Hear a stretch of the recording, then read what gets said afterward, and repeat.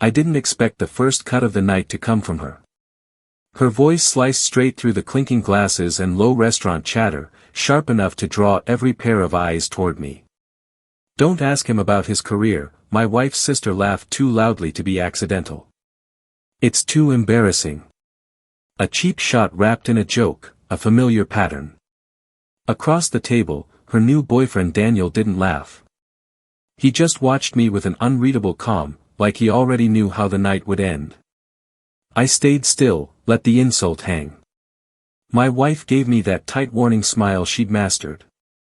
The one that said, "Don't ruin this. Don't react." But Daniel leaned forward, elbows resting on the linen, studying me with that slow, deliberate scrutiny of a man calculating the right moment to strike. "So," he said, voice low but cutting through everything. "Should I tell them who signed my paycheck this morning?" Silence fell so fast it left an echo. My wife's sister went pale, not white, ashen, like she suddenly recognized she'd stepped into a room where the lights were about to go out. And in that frozen second, the past unreeled in my mind like a film I'd watched too many times. I met my wife 8 years ago, back when I still believed loyalty came naturally to people.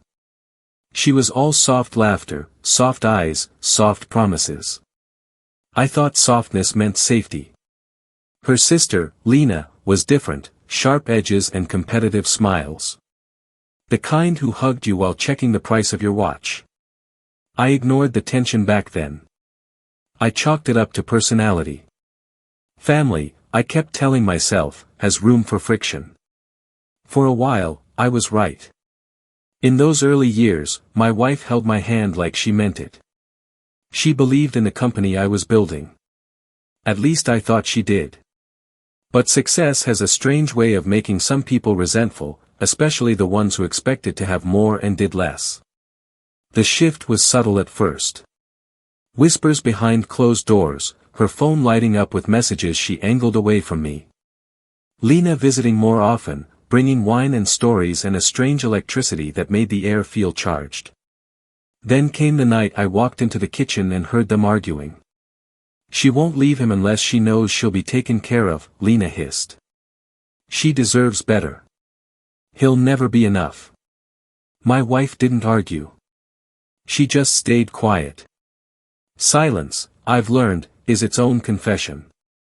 2 days later, I found the final piece. A message thread between them. Screenshots forwarded to a man named D. A plan, a timeline, a strategy to separate me from my own company, my wife providing inside information, Lena setting up introductions, and the mysterious D promising them a clean exit. They wanted to use me, gut me, leave me.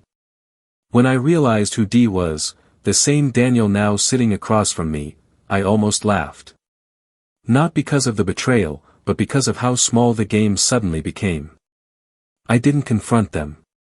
Emotion is fuel, not direction. And I had no intention of wasting it. Instead, I documented everything. Every message, every meeting request forwarded to Daniel, every file my wife accessed after midnight, thinking I wouldn't notice. Then, I made 2 moves. First, I transferred the company's core intellectual property into a private entity, legally shielding it from anyone without my signature. Second, I hired Daniel. He didn't know he'd been caught. He didn't know I had everything. He didn't even know that the opportunity one handed him was the leash I would eventually pull. But he took the job because men like Daniel always take the job. They think they're the hunters. They never see the trap until they're already inside it. It unfolded quietly.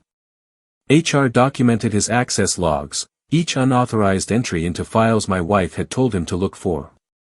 Legal drafted the termination letter weeks ago, and the severance, 0, with cause. As for my wife and her sister, I waited.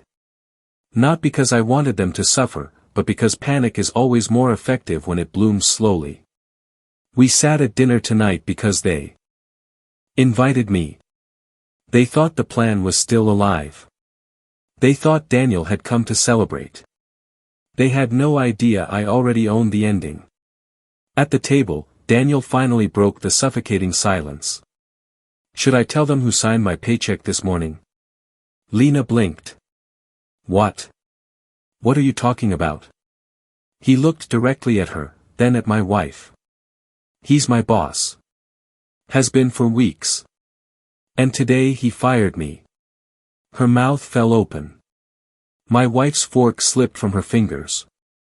But why? She whispered. I answered for him. Because stealing from me isn't a job requirement.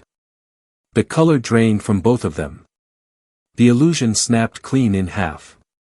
I placed the folder on the table. Printed messages, timelines, bank transfers. Proof. Not anger, not shouting, just truth laid bare. My wife looked at Daniel, then at her sister, then back at me. Tears welled. You knew. I knew everything. I stood, buttoned my jacket, and let the weight of the room shift. I'm filing for divorce in the morning, I said quietly. You'll hear from my attorney. My wife's sister reached out, voice cracking. Wait, please, I stepped back. No. You wanted a downfall. You just chose the wrong man. Then I left them there.